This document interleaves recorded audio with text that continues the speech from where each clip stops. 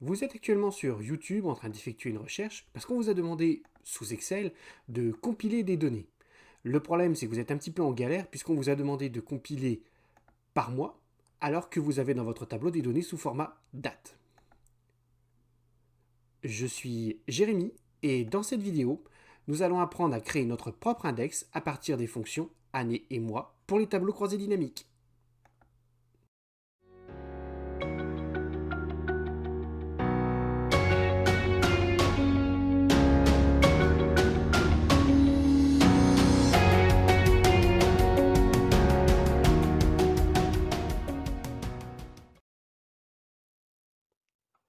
Bonjour à tous et bienvenue sur la chaîne Se former avec Jérémy. Si vous voulez plus de vidéos pour vous permettre de vous débrouiller comme un pro avec les applications que nous utilisons tous les jours, cliquez sur le bouton s'abonner. Cliquez également sur la petite cloche. Donc nous allons étudier les fonctions année et mois. Ce sont des fonctions sous Excel. Donc, comme toute fonction Excel, elles ont besoin de données en entrée afin d'obtenir un résultat. La donnée qu'on va rentrer en fait pour ces deux fonctions, c'est une date. Date au format reconnu bien entendu par Excel. Donc si on utilise la fonction année, on va obtenir l'année de la date sur 4 chiffres. Si on utilise la fonction mois, on va obtenir le mois.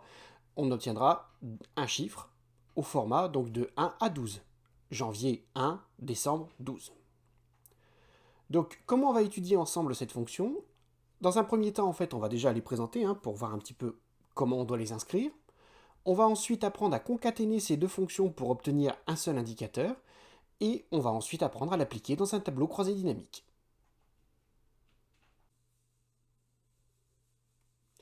Ok, donc là, on va voir ensemble comment on est au niveau 1, comment on fait ces fameuses fonctions. Donc la fonction année, c'est très simple.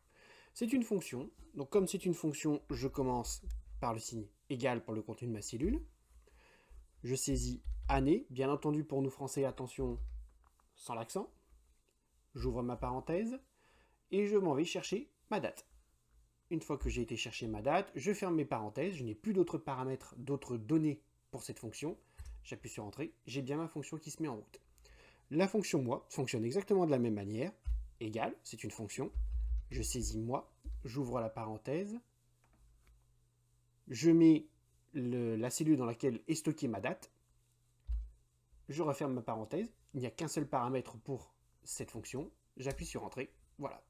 Et on voit à partir de là que si je change par exemple la date, je vais mettre le 1er janvier 2020, vous avez le mois qui change. Je vais mettre le 9 décembre 1998. J'ai bien l'année et le mois qui changent. Donc là, c'est des fonctions très simples, mais qui ont une énorme puissance une fois qu'on les utilise dans un tableau croisé dynamique. Ok, donc maintenant, comment on va mélanger ces deux fonctions, comment on va les concaténer pour nous permettre de créer un indicateur? C'est ce qu'on va voir dans le niveau 2. Donc là, vous voyez, j'ai un tableau, j'ai une table même Excel, donc où j'ai commencé à mettre des dates avec les différents mois. Maintenant, je veux mettre l'année, donc ça c'est très simple. C'est exactement la même fonction, égale année. Je lui dis que ça se situe dans la cellule qui se trouve à côté au niveau de la date. J'utilise des fonctions de table, donc c'est pour ça que je peux me permettre d'avoir ça. Je ferme ma parenthèse, un seul paramètre, j'appuie sur Entrée, j'ai bien l'année qui se met. Maintenant, je vais faire le mois. Hop, donc égale mois. Je reprends la même cellule, bien entendu. Je n'ai qu'un seul paramètre, j'appuie sur Entrée, voilà. Donc là, vous voyez, déjà, on pourrait déjà obtenir un concaténé des deux fonctions, il n'y aurait pas de souci. Mais là, vous voyez, moi, ça ne me plaît pas beaucoup parce que j'ai les mois de janvier qui sont sur un seul chiffre, et vous avez les mois donc de décembre, par exemple, le mois de décembre est sur deux chiffres. Donc ça ne va pas rendre assez propre, un petit peu d'anaxe sur le sujet. On va faire un tour sur cette fonction-là. Ce qu'on va faire, c'est qu'on va rajouter une autre fonction qui est la fonction texte. Je vous montre comment elle fonctionne. Donc en fait, la fonction texte, on va donner en fait notre fonction mois et on va lui apposer le format 00 qui va faire que ce soit automatiquement sur deux chiffres. Donc on va mettre ici la colonne format mois. Hop, pour voir ensemble.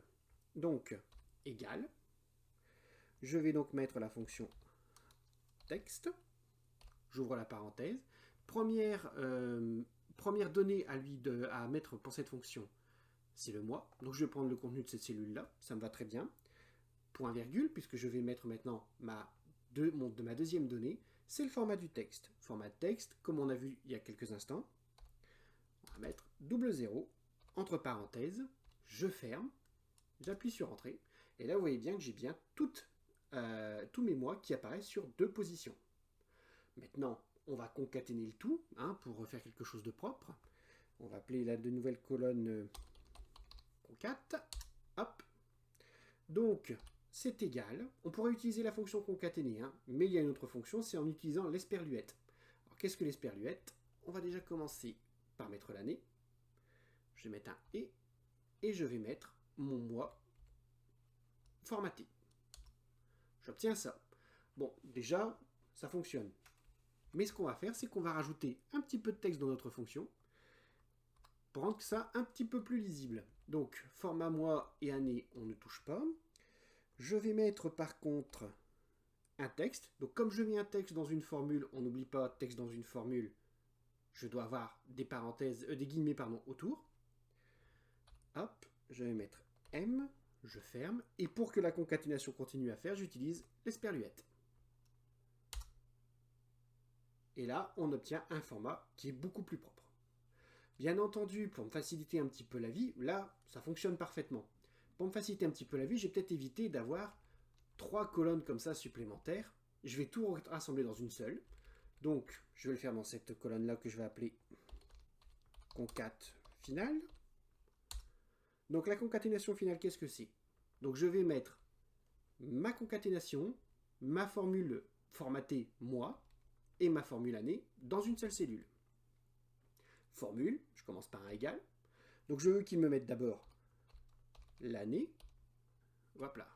Avec un seul N, ça ne va pas marcher. Voilà, donc l'année. Je m'en vais chercher l'année qui se situe ici. Je ferme ma parenthèse. Je mets l'esperluette pour mettre mon fameux texte, hop, pour dire que c'est un mois.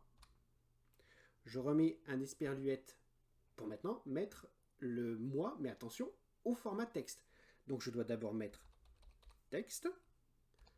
Texte me demande la valeur que je veux formater. La valeur que je veux formater, c'est le mois de cette date. Donc là, maintenant je suis à nouveau repassé dans ma fonction texte.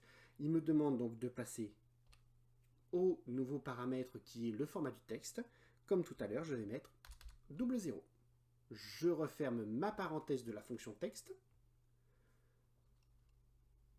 J'appuie sur Entrée. Et voilà. Donc là, ici, ce que j'ai fait en 1, 2, 3 colonnes, parce que celle-ci, bien entendu, je ne la compte pas. Ce que j'ai fait en 3 colonnes, donc colonne B, colonne D, colonne E, je l'ai fait ici, en une seule colonne. Ok, donc là, on vient de voir ensemble comment on mettait en place cette fonction. On va l'appliquer à un tableau croisé dynamique.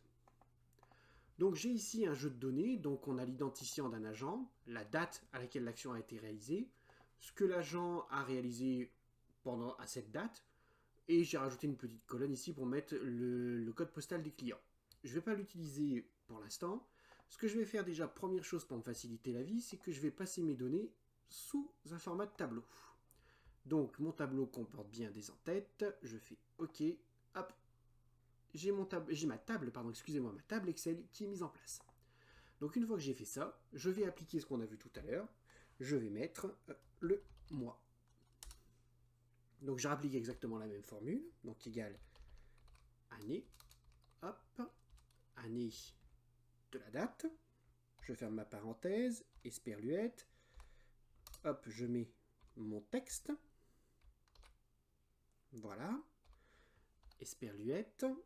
Et je vais maintenant mettre mon mois pour la date, mais au format de chiffres. Donc comment je fais ça? J'utilise la fonction texte. Dans cette fonction, la valeur que je vais utiliser, c'est l'extraction du mois de la date. D'accord? Premier paramètre de la fonction texte terminé. Je vais mettre le second paramètre qui est à quel format je veux ce chiffre. Je le veux au format sur 2 chiffres. Je ferme ma parenthèse. Là, ma fonction est bonne. J'appuie sur Entrée. Voilà, ma fonction est créée. Maintenant, une fois que j'ai fait ça, ce que je vais faire, c'est que ça, je vais en faire un tableau croisé dynamique. Donc, je m'en vais, comme j'ai la fonction table Excel, je m'en vais dans les outils de table et je vais faire un tableau croisé dynamique dans une nouvelle feuille. Je vais l'appeler à partir du tableau 3, c'est très bien. OK, voilà. Donc, à partir de là, je peux, par mois, et je veux aussi les donner par, par agent, je veux la quantité. Et vous voyez, en quelques secondes, en fait, on peut utiliser facilement cette fonction mois pour obtenir la répartition par agent par mois. Savoir combien j'en ai eu exactement par mois et la répartition par agent. Bien entendu, petite astuce, là ici, c'est parce que je sais que c'est tout de la même année. Je sais que automatiquement, on va me demander uniquement de le faire par mois. Mais il est possible, si vous avez un fichier de données qui contient également l'année, que vous soyez un petit peu embêté. À partir de là, il n'y a pas de souci, vous retournez sur votre tableau. On va rajouter une nouvelle colonne qui est la colonne année.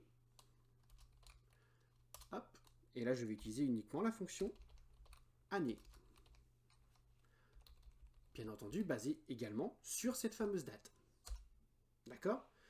J'ai fait ça. Je retourne dans mon tableau croisé dynamique. Je vais l'actualiser pour que la colonne année apparaisse. Et je peux par exemple utiliser la colonne année en filtre. D'accord? Autre chose qu'on peut, bon bien entendu ici, je n'ai qu'une seule année, donc forcément c'est pas intéressant, mais dès que j'en aurai plusieurs, ça le deviendra. Autre chose que je peux faire, c'est que je peux, alors ce qu'on va faire, c'est qu'on va laisser cette colonne là, on va enlever le mois, hop, je vais mettre le mois en filtre, je vais mettre l'agent en ligne, et donc à partir de là, je me retrouve à pouvoir afficher sur un seul mois ce qui s'est passé au niveau des agents. Donc voilà une utilisation, quelque chose de très rapide pour utiliser la fonction année et la fonction mois pour obtenir quelque chose qui va vous faciliter la vie dans le traitement de vos données dans les tableaux croisés dynamiques. Voilà, cette vidéo est désormais terminée. Si vous avez apprécié cette vidéo et que vous désirez avoir d'autres vidéos sur le sujet, ou si vous souhaitez réagir sur cette vidéo, n'oubliez pas de me laisser un petit commentaire. N'oubliez pas non plus de cliquer sur le petit pouce vers le haut, ça encourage toujours. Je vous dis donc à bientôt, et surtout n'oubliez pas que la seule question idiote, c'est celle qui n'est pas posée.